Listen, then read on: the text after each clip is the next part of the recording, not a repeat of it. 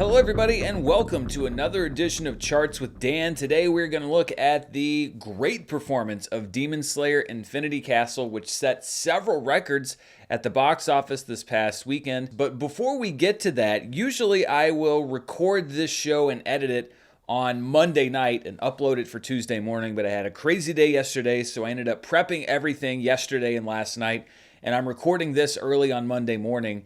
And just as I was getting ready to record, news broke of the death of Robert Redford. Now, I'm going to do a much closer look at his legacy and his filmography on my live show tomorrow, but I wanted to mention it today, not only because he was one of the most popular, famous, and iconic actors, beginning in the 1960s and 70s and a string of box office successes, but also because he had an immense impact on the world of film in other ways, including with the Sundance Institute, the Sundance Film Festival, which is one of the premier film festivals for independent film, for new and emerging filmmakers. He is one of the last generation, was one of the last remaining true movie stars in that old Hollywood sense. And his impact was felt not only through his performances, but also through his activism and what he brought to the world of film. So as I said, we're going to talk a lot more about Robert Redford tomorrow, but I wanted to acknowledge him here today as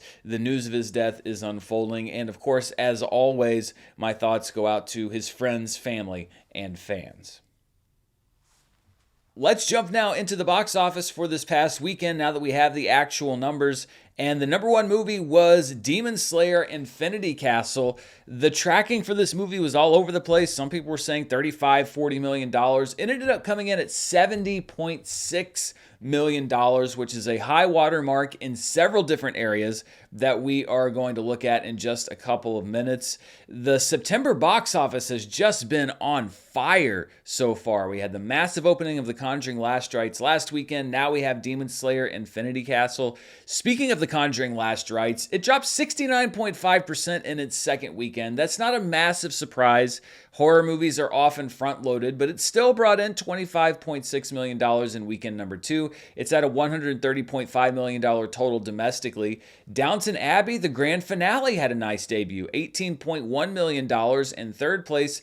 And The Long Walk premiered at over $10 million at $11.7 million. That boosted the overall weekend box office, which we're going to look at on the Road to Recovery chart. In fifth place was the 30th anniversary re-release of Toy Story, which brought in $3.4 million. And before we move on to the rest of the top 10, let's take a look at some of the numbers for Demon Slayer Infinity Castle. First of all, it was one of the best domestic openings of the year. It was the 10th best opening for any movie this year, which displaced Mission Impossible, The Final Reckoning. I would not, as much as I love Demon Slayer, I would not have guessed that it would outgross Mission Impossible on its opening weekend back at the beginning of the year. It was also the best opening weekend for an animated film domestically this year, basically doubling the total of Dogman, which is now in second place at $36 million. This has not been a great year at the box office for animation. As you can see, Dogman number 2, The Bad Guys 2 is at number 3, Elio is at number 4. The fact that there's an R-rated anime film that's the number one animation opening in September ahead of movies from DreamWorks and Pixar and other studios, that's just indicative of a year that has not been a gold star year for animation. In fifth place is The King of Kings, which opened at $19.3 million. K-Pop Demon Hunters and its unofficial $19.2 million is in second place. Smurfs is in seventh place. Then we have the original release of Najatu, not the A24 re-release, but the first time it hit theaters back in February at $7.6 million. The IMAX 4K restoration of Princess Mononoke comes in ninth place. And then Toy Story, the 30th anniversary just from this past weekend, is in 10th place at $3.4 million. Most people don't think about anime when they think about international film, international cinema, but it very much is because it is a film from Japan.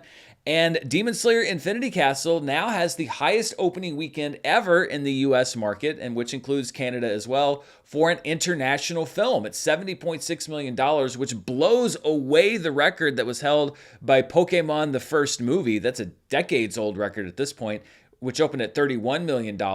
Demon Slayer Mugen Train is in third place at $21.2 million, followed by Dragon Ball Superhero at $21.1 million, and Pokemon 2000 at number 5 with $19.5 million. Hero is the first live-action movie on this list, largely because international films tend to open smaller and then roll out gradually. Jujutsu Kaisen 0 is at number 7. The Boy and the Heron is at number 8. Godzilla Minus One is at number 9. And Fearless, which is the third live-action film on this list, is at number 10 at $10.5 million. So Demon Slayer Infinity Castle already with the highest opening ever for an international film in the US market, and with a good shot at becoming the highest grossing international film ever in the US and Canada. We'll see. Anime often drops off fairly quickly after the first weekend. Right now, Crouching Tiger, Hidden Dragon has that record at $128 million, and that has stood for a quarter century at this point. Pokemon, the first movie, is in second place at $85.7 million, but Demon Slayer Infinity Castle is already the third highest grossing international film of all time in the US market at $70.6 million. This is, by the way, according to my research, there are not very good records kept for international film and where they rank in the box office, so I had to do a deep dive. It's possible I may have missed an international film, but I'm sure if I did, I'll definitely hear about it. In fourth place is Life is Beautiful at $57.2 million. Then we have Godzilla Minus One at $57.1 million. Hero comes in sixth place on the list at $53.7 million, followed by Parasite at $53.3 million. A lot of movies in that $57 to $53 million range. Demon Slayer Mugen Train comes in eighth place at $50.2 million, followed by The Boy and the Heron, and Instructions Not Included, which rounds out the top 10 at $44.4 million. Demon Slayer Infinity Castle also had the sixth best opening ever for the month of September, which means that we've now had consecutive weekends with an all-time best opening for September. Of course, The Conjuring Last Rites last weekend had the fourth best opening weekend ever for the month of September, and now we have Demon Slayer Infinity Castle at number 6. So Infinity Castle is steaming its way up the charts in several different areas, but there's one place where it doesn't have number 1 just yet, and it takes us to our Charts with Dan trivia question for this week. What is currently the highest grossing film domestically with the word demon or some variant of the word demon in the title? This might be an easier question for some people. I'll let you think about it. We'll see what the high watermark is for Demon Slayer Infinity Castle. And the answer is Angels and Demons, which is one of the sequels to the Da Vinci Code. Right now, it's at $133.3 million. So if Demon Slayer Infinity Castle can get about double its opening weekend, then it will take over number 1 on this chart as well. I also wanted to talk about The Conjuring Last Rites, which had a big drop, but was also the number 2 film at the box office this weekend. When we look at the Conjuring universe domestically, it is very close to being the highest grossing film in the franchise. It's at $130.5 million. The number 1 movie, The Conjuring, is at $137.4 million. Last Rites has already passed The Nun, Conjuring 2, and Annabelle Creation in the top 5. And when you adjust for inflation, because this franchise has been going on for a while, The Conjuring Last Rites still has a way to go. It's currently at number 5. It's about $2 million behind Annabelle Creation and about $6 million behind The Conjuring 2. So it'll be up to number 3 by today or tomorrow. Then it will need to hit $150 million to pass The Nun, which is currently in second place adjusted for inflation at $149.8 million. And it's got a lot more work to do if it wants to pass the original Conjuring. It's at number 1 with an adjusted total of $197.9 million.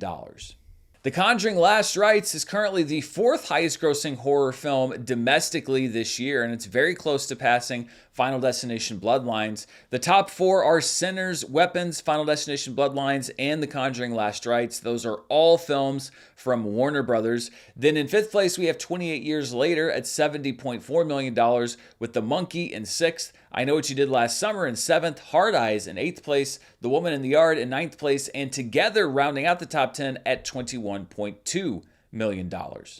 Looking at the rest of the top 10 for this past weekend, at number 6 was Weapons in its 6th week of release. It dropped 47.8% to bring in another $2.7 million. It's rapidly approaching the $150 million domestic mark. The re-release of Hamilton is really not surprisingly dropped down to number 7. It's a 78.1% drop from its opening weekend. I think many people consider that to be a one weekend situation. It brought in $2.2 million. Freakier Friday spends a 6th week in the domestic top 10. It dropped 45.2% for a $2.1 million weekend. Spinal Tap 2, The End Continues, only opened to $1.6 million, good enough for 9th place. It wasn't a huge release. Bleecker Street, which is a smaller distributor, took on the movie, so it's not a shock that it didn't do better, but I would have hoped that it would have, especially with the Spinal Tap name attached, but just not a lot of people that were interested to see that sequel in theaters on weekend number 1. And in 10th place was the 60th anniversary re-release of The Sound of Music, which brought in $1.6 million. There were a lot of new movies in the top 10, which means that we had a lot of dropouts, 6 of them. The first one is Superman, which is out of the top 10 after 9 weeks. The Fantastic Four First Steps is out after 7 weeks. The Bad Guys 2 drops out of the top 10 after 6 weeks. Caught Stealing is out after 2 weeks, as well as The Roses, also out after 2 weeks. It's sad for me to see Caught Stealing drop out that quickly. And Light of the World is out after just 1 week in the domestic top 10. Looking at the biggest theater count changes for this past weekend, Jaws lost almost all of its theaters for its 50th anniversary re-release. It dropped 1,925 theaters. It's now in just 175. Caught Stealing with a big drop, 1,903 theaters gone. That's over half of its total. It's now in 1,675. The Roses also lost over half of its theaters. It lost 1,395 of them. It's in 1,305 total. The Bad Guys 2 lost 999 theaters. It's still in 1,603. And Weapons lost its first big chunk of theaters, 974 of them. It's still in 2,310. This is what I like to call our road to recovery. The blue line is the box office weekend average for 2015 to 2019. The red line is 2021 to 2024. And the dotted black line is every weekend this year. And you can see for the first time in several weeks, we were above not only where we have been in the last few years, but also where we were pre-pandemic. And I think that that is the value of having what I've been calling here on the show a deep bench. If you look at last week's total, we had a great opening for The Conjuring Last Rites, but that only took us up to basically where we were pre-pandemic. But this week, we had not just Demon Slayer Infinity Castle performing well, but we had some movies behind it that were doing well. The second weekend of Conjuring Last Rites, a big drop, but still brought in a healthy amount of money. We had Downton Abbey, the grand finale, bringing in close to $20 million. We had The Long Walk, bringing in over $10 million. That is the value of having a movie not only succeeding at number 1, but several movies doing well behind it. And that was the story of the summer, really, and why I think we came in lower, which is that it seemed like we had one hit at a time. When you can have multiple movies performing well, movies that speak to different demographics and different audiences, that is how we're going to see sustained box office recovery. We haven't had a lot of weekends like that this year. This past weekend was one of those, and you can see the results on that road to recovery chart. These were the movies with the top per theater averages for this past weekend. Demon Slayer Infinity Castle comes in first place, bringing in $21,300 per theater in its 3,300 theaters. In second place was The History of Sound, starring Paul Mescal and Josh O'Connor. It almost took that number 1 spot. It brought in $20,536 per theater in 4 theaters. Then we have a big drop off until we get to The Conjuring Last Rites, which brought in $6,740 per theater. At number 1 was the indie horror film Don't Answer, which is about an inmate at an asylum who's accidentally released and starts a reign of terror as a delivery driver. It brought in $5,965 per theater in 1 theater. And Downton Abbey, the grand finale, rounds out the top 5, bringing in $4,900 per theater in each of its 3,694 theaters. The top films in limited release, which I define as 1,000 theaters or fewer, were led by Murrell in 400 theaters with a $1.29 million total. It's a Telugu language action film about one man who has to protect ancient artifacts that can transform a person into a god. In second place is The Baltimoreans, which saw an expansion to 411 theaters. It brought in $286,000 total. In third place was Twinless, which had a theater drop. It's now in 191 theaters. theaters, but it brought in $167,000. In fourth place is Splitsville, which also saw a drop in theaters. So if you wanted to see Twinless or Splitsville, they are not expanding, they are contracting. It brought in $159,000. And in fifth place was The History of Sound. Its one theater total was $82,000. That's good enough for fifth place on this chart. We have a lot more to cover about the box office, but before we do, I want to thank the sponsor for this week's video, HelloFresh. It is September. The temperatures are going to start dropping soon. The leaves will be falling, and it'll be a great time to think about curling up inside with a nice home-cooked meal. Luckily, HelloFresh is ready with their biggest menu refresh yet, which brings comfort food and chef-designed recipes right to your door. HelloFresh has doubled their menu, so now you get to choose from 100 options each week, including new seasonal dishes and recipes from around the world. If you want to eat healthier, HelloFresh has a lot of high-protein and veggie-packed recipes. And if you're a meat eater like me, you can get steak and seafood recipes delivered every week for no extra cost. From seafood to snap peas, if you want to make it, HelloFresh has what you're looking for. I'm not gonna lie, I eat out from time to time, but there's just something so satisfying about digging into a meal that you made yourself. And HelloFresh is America's #1 choice when it comes to home cooking. You get a home-cooked meal, great ingredients, delicious food, and it's delivered right to your door. I mean, sign me up. And I'm not just saying that. You can literally sign up for HelloFresh right now. The best way to cook just got better. Go to HelloFresh.com/DanMurrell10FM to get 10 free meals plus a free item for life. One per box with active subscription. Free meals applied as a discount on the first box. New subscribers only. Varies by plan. That's HelloFresh.com/DanMurrell10FM to get 10 free meals plus a free item for life. Let's take a look now at the box office everywhere except for the domestic marketplace, which is the United States and Canada. And the #1 movie internationally was Demon Slayer Infinity Castle, which rolled out in a lot of other countries. India was one of them. It did very well in India and brought in $78 million. That's a 529% increase from last weekend. The Conjuring Last Rites held better internationally than it did domestically. It dropped 45% and brought in $60.5 million. Downton Abbey, the grand finale, brought in $12.2 million internationally. The Shadow's Edge dropped 26% and brought in $8.7 million. And Murrell comes in fifth place at $6.96 million. When you take those international totals, you combine them with our domestic totals, we get the top 5 films worldwide. And at #1 was Demon Slayer Infinity Castle with a $148.6 million. And remember, this is not opening weekend. We are deep into the release of this movie. So it's not opening weekend, but $148.6 million worldwide weekend. That's a 1,099% increase from last weekend.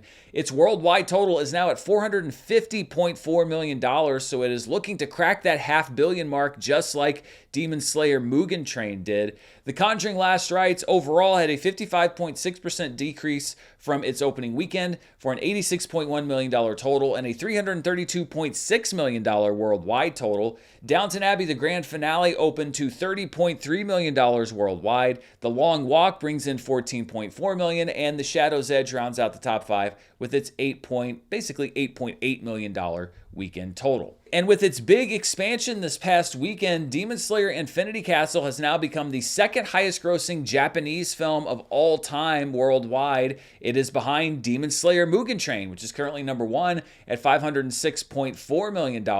Your Name is third place for Japanese films all time worldwide at $405.3 million, followed by Spirited Away and Suzume, which rounds out the top 5. The Boy and the Heron is at #6, followed by the first Slam Dunk, One Piece film Red, Howl's Moving Castle, and Ponyo. There's a lot of Studio Ghibli on this list, and it's also all animation. I think part of the reason is that anime and Japanese animation has really caught on in China in the last several years, and it has increased in popularity worldwide, which is why we see so many post-2020 animated films on this chart.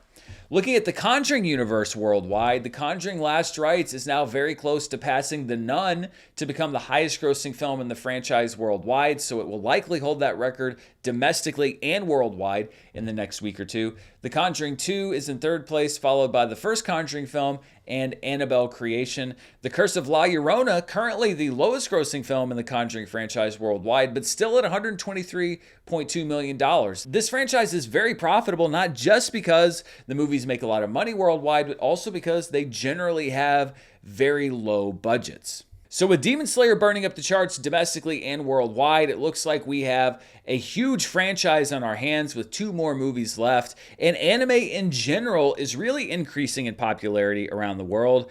And that brings me to this week's member poll question. What manga series or anime show do you think could become the next Demon Slayer? As far as box office popularity, so something that we could see these $400, $500 million grosses from worldwide in the years ahead.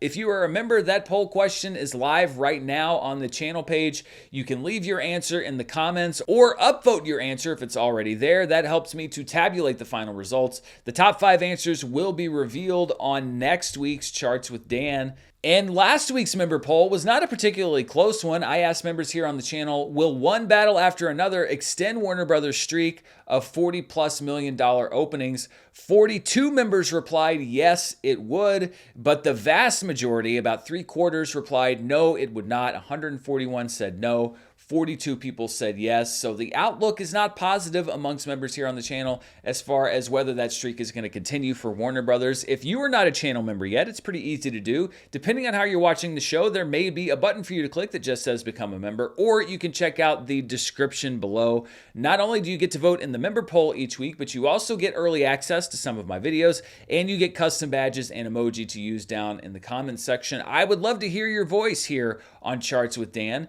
and there are often polls that are closer than the one that we just had. One vote can make a difference. So that's everything I've got for you at the box office. Let's quickly take a look at the latest in streaming, and we will start with the latest numbers from Netflix. New numbers are hitting later today, but this covers the week of September 1st through the 7th. And at number 1 was Wednesday Season 2 as it launched the second part of its second season. The series in general brought in 28.16 million views, although as I talked about on my live show last week, that's a little deceptive because the hours watched was actually a little higher than we saw for the debut of Wednesday Season 2. It's just that those hours were divided amongst a longer runtime for the show overall. In second place was the Netflix original movie Unknown Number, The High School Catfish, which brought in 26.34 million views. In third place was K-Pop Demon Hunters, another week, another 25 million views. Again, this movie is performing unlike anything we've ever seen on Netflix. In fourth place was The Thursday Murder Club, bringing in 18.65 million views.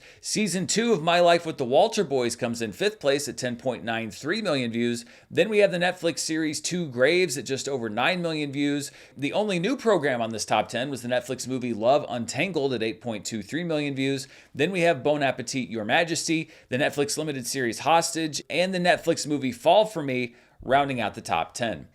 This is the list of the most viewed Netflix films according to all available ratings data, so not just the first 90 days of release, but all of the ratings data that Netflix has put out in their biannual reports. And K-Pop Demon Hunters has moved up to become the second most watched film since Netflix started releasing data in 2021 at 291.54 million views. It is about 80 million views behind Red Notice. And again, keep in mind, this is not just first 90-day data. This is all viewing data since 2021. So it is burning up these charts. When we look at the most watched Netflix programs since 2021, K-Pop Demon Hunters moves up to number 4. It's closing in on Wednesday Season 1, Squid Game Season 1, and Red Notice, which has that top spot. Let's take a look now at the most watched movies on the Nielsen streaming charts. Now, these are not global numbers like Netflix. These are domestic numbers, and they're delayed by about a month because that's how long it takes them to get the data out. So this is for the week of August 11th through the 17th, where K-Pop Demon Hunters was the most watched movie in the U.S. as well at 16.96 million hours. Happy Gilmore 2 is in second place at 5.9 million hours, followed by Kandahar and The Pickup. Night Always Comes, which is the Netflix original movie starring Vanessa Kirby, debuted in fifth place at 5.35 million hours watched. Then we have Hobbs and Shaw. A lot of these library titles often pop on this chart at 4.2 million hours watched. Gods of Egypt is in seventh place. Marry Me is in eighth place. Journey to the Mysterious Island is in ninth place. And Kingdom of the Planet of the Apes pops up on Amazon Prime Video in 10th place at 2.85 million hours watched. These were the most watched streaming shows for August 11th through the 17th. At number 1 was Wednesday. This was the second week of its first batch of episodes at 35.6 million hours watched. Sullivan's Crossing comes in second place, followed by Bluey, Grey's Anatomy, and SpongeBob SquarePants. The Hunting Wives is at number 6, followed by Hulu's revival of King of the Hill at 11.9 million hours watched at number 7. Family Guy returns to the chart at number 8. The Big Bang Theory returns at number 9. And The Summer I Turned Pretty is at number 10 with 10.65 million hours watched. And these were the Nielsen top shows when you look at watch time per available episode for August 11th through the 17th, which is where you take total hours watched and divide it by number of episodes available. And Alien Earth easily tops this chart. It only had 2 available episodes, so its total watch time didn't get it up into the top 10, but it brought in 3.87 million hours for each of its first 2 episodes. This was the debut week, and that's one of the reasons I do this chart, so that we can kind of parse that out a little bit. Wednesday comes in second place at 2.97 million hours watched per episode. That's across its first 2 seasons. Fit for TV is in third place at 2.93 million hours per episode. Then we have The Hunting Wives and Butterfly rounding out the top 5. Untamed also stayed at over 1 million hours watched per episode. It was at 1.13 million hours. Then we have Sullivan's Crossing, The Summer I Turned Pretty, Leanne, and rounding out the top 10 was Perfect Match with 164,000 hours per episode. And that does it for this week. We're a bit shorter than we sometimes are, but there weren't quite as many charts to get through. Before we go, though, I wanted to take a look at some of the things that you might be interested in, both in theaters and at home. First of all, today, Americana is available on digital and premium video on demand. You might remember that as a Sydney Sweeney film that came out just a couple weeks ago. Smurfs is also streaming as of today on Paramount Plus, so if you missed that in theaters, you can watch it now. Tomorrow, Gen V Season 2 premieres on Amazon Prime Video. It's a 3-episode premiere. The Morning Show Season 4 also premieres on Apple TV Plus tomorrow. And The Summer I Turned Pretty wraps up its season and its series on Amazon Prime Video tomorrow. Also, if you missed LAO in theaters, and it seems like most people did, it begins streaming on Disney Plus tomorrow. On Thursday, Netflix debuts a new show called Black Rabbit. Jude Law plays a successful man whose life is turned upside down by his ne'er-do-well brother, played by Jason Bateman. So if you're looking for a new crime drama on Netflix, you might want to check that out on Thursday. We have a busy week in theaters this upcoming weekend. First of all, in wide release, we have Him. Jordan Peele produced this movie, directed by Justin Tipping, about an aspiring football star who goes to a camp run by Marlon Wayans to find out what it really takes to be the best. Also in theaters is A Big, Bold, Beautiful Journey from director Kogonada, who reteams with Colin Farrell in what looks to me like a whimsical but heartbreaking romance, co-starring Margot Robbie, about 2 souls revisiting each other's lives. Angel Studios' latest film, The Senior, hits theaters this weekend. It stars Michael Chiklis as a former football player pushing 60 who returns to play college football for one last time. Also, in IMAX re-release this weekend is Apollo 13, celebrating its 30th anniversary. So if you haven't seen that movie in theaters, or if you want to see it in IMAX, this is the weekend to do it. It's such a great movie. In limited release, we have several movies. First of all, Megadoc, which is Mike Figgis' documentary chronicling the making of Megalopolis. I want to see this movie so bad. I hope I get a chance to very soon. Also in limited release is Waltzing with Brando. Billy Zane plays legendary actor Marlon Brando in a movie set during the time that Brando was trying to build a getaway in Tahiti. John Heder and Richard Dreyfuss co-star. A couple movies I really liked from the Sundance Film Festival are opening in limited release this weekend. One of them is Plainclothes. Tom Blythe plays a closeted vice cop in the 1990s who's torn when he finds himself drawn to a potential perpetrator, played by Russell Tovey. Predators is also something I was able to watch at Sundance. It's a documentary that takes on the history and legacy of To Catch a Predator, a Dateline NBC segment that grew into a cultural phenomenon. And by the way, the fact that I'm talking about both of those movies because I saw them virtually at the Sundance Film Festival this year is another testament to the impact that Robert Redford had in the world of cinema. We have a couple streaming movies that are doing their limited theatrical runs this weekend. One of them is Steve, which is going to be in a small number of theaters and hits Netflix on October 3rd. Cillian Murphy plays a reform school teacher struggling to both reach troubled kids and maintain his own mental health. Then we have The Lost Bus, which is in a small number of theaters this weekend and hits Apple TV Plus on October 3rd. Paul Greengrass directed this story based on real events about a school bus driver, played by Matthew McConaughey, trying to evacuate a classroom of kids from the deadly campfire in California. America Ferrera co-stars. And if you want to watch a movie at home, Swiped makes its debut on Hulu. Lily James plays the founder of Bumble and their latest modern technopic, I don't know what you'd call it. Dan Stevens co-stars. And if you missed Ron Howard's latest movie, Eden, in theaters, it's available for digital purchase and on premium video on demand starting on Friday. On Saturday, Studio Ghibli Fest continues with Howl's Moving Castle, which will be back in theaters from Saturday night through next Wednesday, one of Hayao Miyazaki's most iconic films.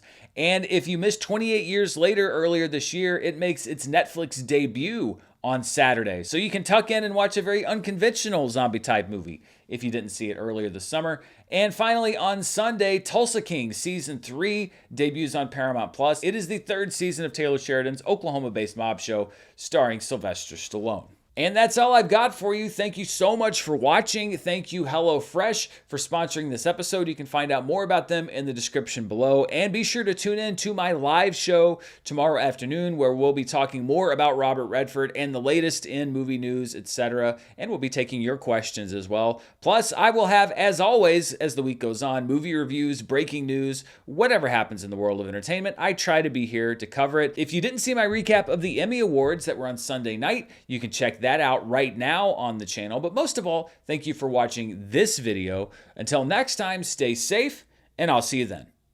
Bye.